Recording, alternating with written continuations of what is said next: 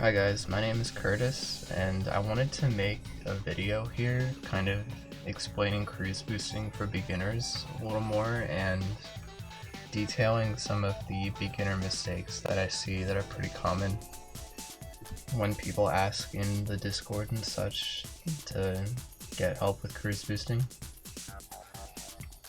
So, if you understand how the bubble ball works, how it just gives you this speed going forwards, what cruise boosting is gonna do is it's gonna lock that speed, whatever that quote-unquote speed was on the frame you activated the cruise boost. So when you just do a single cruise boost against a wall,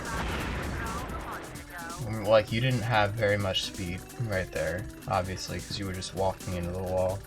So it's only locking this tiny little bit of speed from the initial activation of the bubble ball. So it's important to get this initial speed, because when you have a cruise boost, you basically just have the properties of the bubble ball active at all times, which means that turning is a lot harder because you turn at 1/10 of your normal turning speed. And this is important because when you're up against a wall and just hold to the side, you don't fully turn to the side, you're still facing the wall. So the reason this is important is because we need to capture our sliding speed when we're sliding against a flat surface.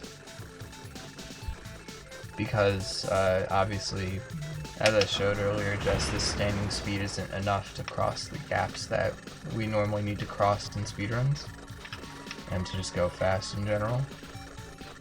So what you need to do is you need to be holding to the side against a wall or surface with this initial cruise boost state, and you need to do another cruise boost to capture that sliding speed of you moving to the side. So what I'm going to do here is I'm going to be holding forward into the wall, and you're going to be noticing when you hold straight forward into a wall in this game, the collision doesn't just make you stay in place, it's going to try and slide you off the wall like this. I'm holding straight forward and it's pushing me off the side to one direction. You want to keep into account which direction this is. Right now it's sliding me off to the left. You need to note before you do your cruise boost which direction he's getting pushed off the wall like that, because when you go to do your second cruise boost input, you need to be holding the opposite direction. So if I'm sliding off to the left, I need to be holding to the right when I do the second cruise boost. I'm just going to reload the level to get rid of the ticking, just so it's easier to hear.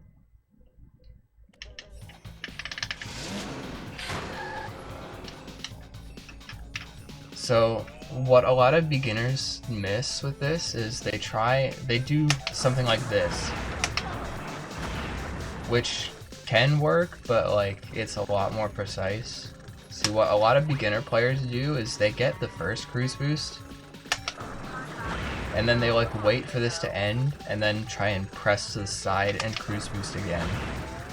Which, like I just showed, can work and give you fast ones. It's just a lot harder to do and not really necessary to do it like that. So what I recommend doing instead is you get your first cruise boost, and then while the animation is happening, you want to be holding to the side during the cruise bubble animation going off. Because that means you're going to be sliding to the side as soon as the animation ends, and you can just focus on doing your second cruise boost input at the right time instead of waiting until the first one ends and then trying to time the stick and the cruise boost, because that's a lot more difficult to do. So I'm gonna do one right here. Okay, I missed the frame that time. I got cruise bubble too early. Alright, and that was a successful cruise boost right there. So as you can see, I'm rotating my stick back and forth between back left and back right. So this is like a way you can tell if your cruise boost is fast. If you're getting still pushed forward even though you're doing this. Like if you look at like the textures on the ground, you can see I'm still getting pushed forward even though I'm trying to like stand in place.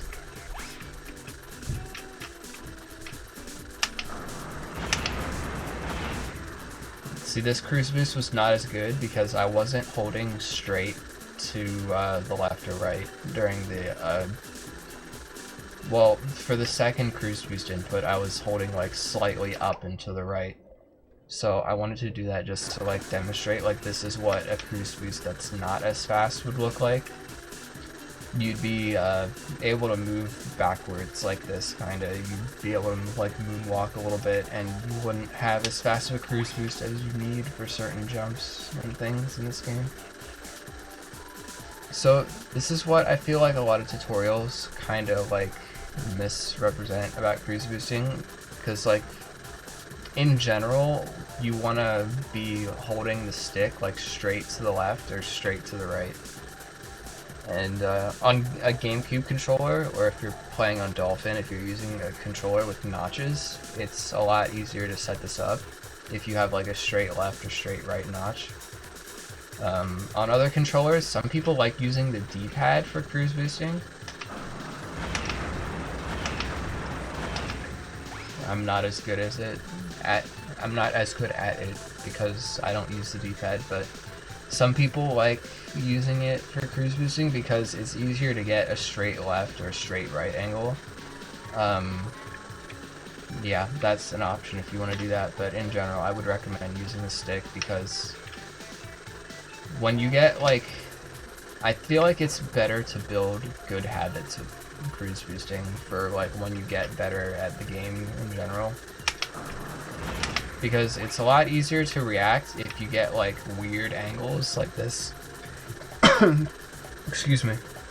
If you get like weird angles when you go up to a wall, it's a lot easier to like react to that and do a and like fix your angle while you're cruise boosting. But that's like some more advanced stuff. Like as a beginner, you might not necessarily need to worry about that. And depending on how far you're gonna go with the game in terms of optimization, it may not matter to you as much. So I'm just gonna quickly review basically the process that you should have in your mind when you go to cruise boost. So the inputs should be you hold forward into the wall, you keep in mind which direction you're sliding to the left or right. Like obviously if you're newer, I would recommend like taking some time to like set it up, like get your angle right, make sure you like have a good sliding angle and you know which direction you're sliding. Okay, so you hold forward to the wall, you know which angle and which direction you're sliding at. You do the first cruise boost, and then during the animation of the first cruise boost, like when you know that you got the first cruise boost, because obviously if you didn't get it then you're gonna need to try again, but during the animation of the first cruise boost you need to start holding to the left or the right, and then keep holding that direction, and then after the animation of the first cruise boost ends, you need to wait to slide a tiny bit and then do the second cruise boost to get the sliding speed stacked on.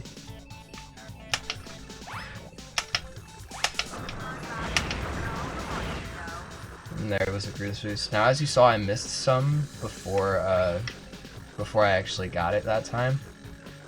And that's important to note. If you just like go up and set it up and you get like a bowl, you don't need to like run away from the wall and try again. Or if you just get like a cruise bubble, you don't need to like sit there and wait. You can just keep going. Like if you just get a bunch of cruise bubbles in a row, like you'll know that you didn't get it based on the fact that like you don't hear a noise. Obviously I have the bowling noise in the background, so I'll just reload, fix that. But yeah, as soon as you hear the bowling noise, you can start holding to the side and set up the second cruise boost. Okay, that time I missed the second one.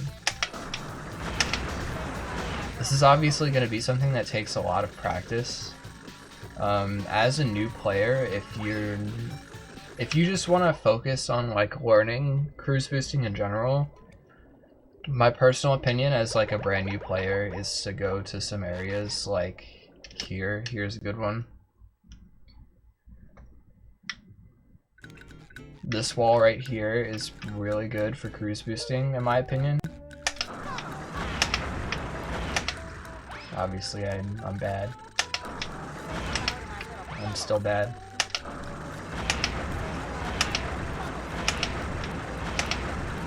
Okay. So yeah, this wall is really good for cruise boosting right here. Some other good ones, if you warp to Larry and Goo Lagoon, there's these flat towers here that you can cruise boost on that are really good surfaces. Larry himself is also a good surface, like I was showing in Sandyshreem earlier, because certain characters in this game are just completely flat surfaces, like their hitboxes are squares, even though it wouldn't look like it. Like Larry is just a gigantic rectangle, basically. So it's really easy to cruise boost off of Larry if you know which side is the flat side. Some other good surfaces. I don't recommend the candy machine and rock bottom as much, but it's still a viable place to cruise boost if you want. There's a lot of surfaces in Mermalair that are really good, just because there's a lot of like flat ledges that you can cruise boost on. Like right here.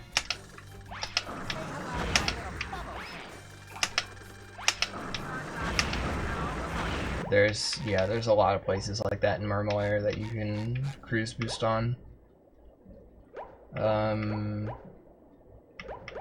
Let's see here. This one in Dutchman Skip is pretty good, I think. The one that's taught to beginners, I'm pretty sure. Like right here.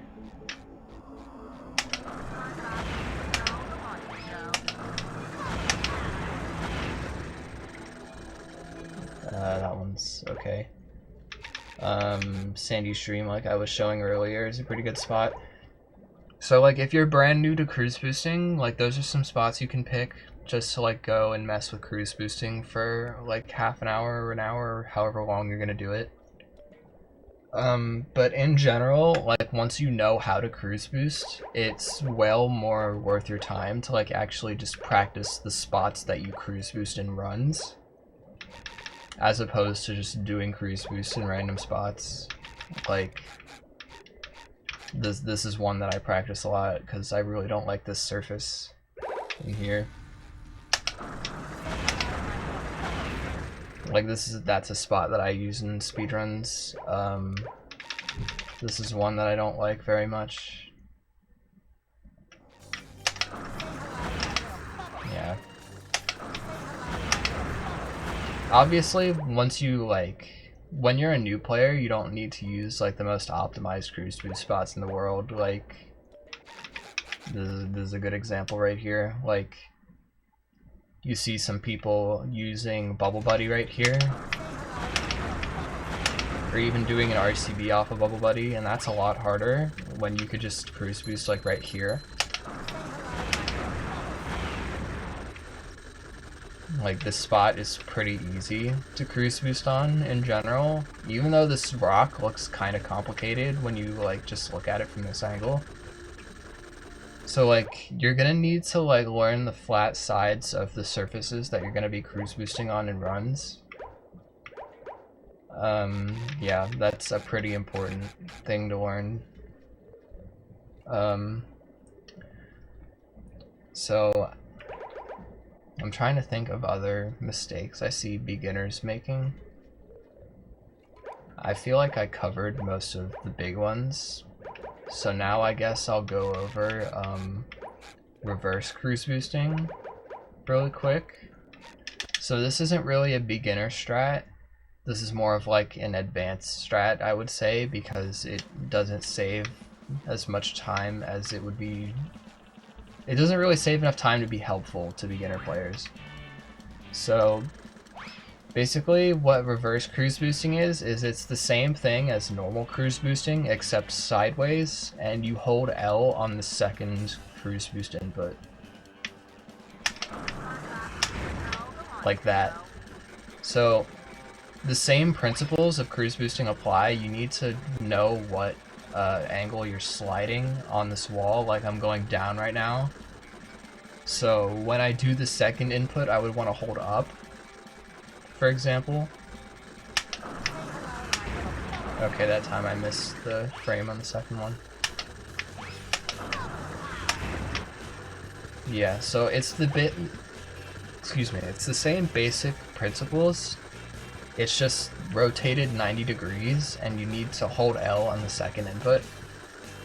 Now, the reason that I say this isn't really like beginner friendly is because, let me demonstrate it. Like, if you miss the frame on the second input by pressing L too early, you're gonna lose a lot of time because you get that thing where he like faces away from the wall, and then you have to redo the cruise boost entirely, or like try to recover it, but even that's really hard, and I'm not good at that at all. So yeah, RCB in most circumstances, assuming you don't have to like take extra time to set up the camera, in most circumstances an RCB saves a second over a normal cruise boost. But yeah, as with what I just said with this missing the frame on the second one, there's a lot more risk to it because missing it loses like 3 seconds or something. So yeah, it's not really necessary to do as a newer player or even like an intermediate player, really. You don't need to implement RCBs for like a long time. And even then, just implementing like 1 or 2 isn't going to be a ton of time save. You need to be doing them like all over the place to be getting rewarded a lot for it. But like when you're at that level, it's going to be pretty easy to just like implement them everywhere. Like at least like a lot of places. And at that point, you'll probably be seeing some notable time save from it, but yeah, not really necessary for beginners to worry about at all for like a long time. It might be something that like you mess around with a little bit at like intermediate level or so. And like if it just comes naturally to you at that point, then maybe it's worth putting into your runs in some places, but it's not really necessary in my opinion for a lot of people. Alright, now I'm going to go over manual cruise boosting, which is used, I think, in like 2 spots in any percent and 100%. It might be used in more places depending on your route, but yeah, this is one that a lot of people choose to do if they're doing wall jump skip or boat bash. So the basic idea... Okay. So as you see, I got the first cruise boost input, but the cruise bubble doesn't detonate on this wall because it's too short. So what manual cruise boosting is you need to do your cruise boost as normal, but you need to press L in between the inputs to detonate the cruise bubble manually, because it's not going to automatically detonate on this wall here. So I'm going to do one real quick just to like show what it looks like. Okay, well I missed the frame on the second one. Alright, that time too. Alright, that was one right there. So this is a full speed cruise boost. This doesn't really affect the speed you're cruise boosting. Neither does RCB, by the way. RCBs are the same like walking speed as a normal cruise boost. You don't need to worry about that, but yeah, the basic idea of this is that you just have to cancel your cruise bubbles manually with the L button in between your cruise boost inputs. So yeah, that can be a little tricky to time for some people when they're just used to cruise boosting normally. So it's not really like the most necessary thing to implement manual cruise boosts. There's a cruise boost spot right here. That is not a manual cruise boost if you want to do this instead, and it doesn't lose all that much time. There's one in downtown as well, I think, a manual cruise boost spot, but you can just like, there's like other places you can cruise boost where you don't have to do that. Like the one in downtown is like right here.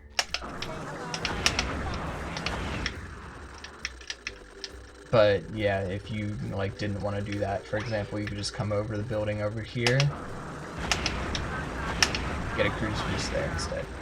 So yeah, there's alternative cruise boost spots like all over the place if you can't get one down for some reason.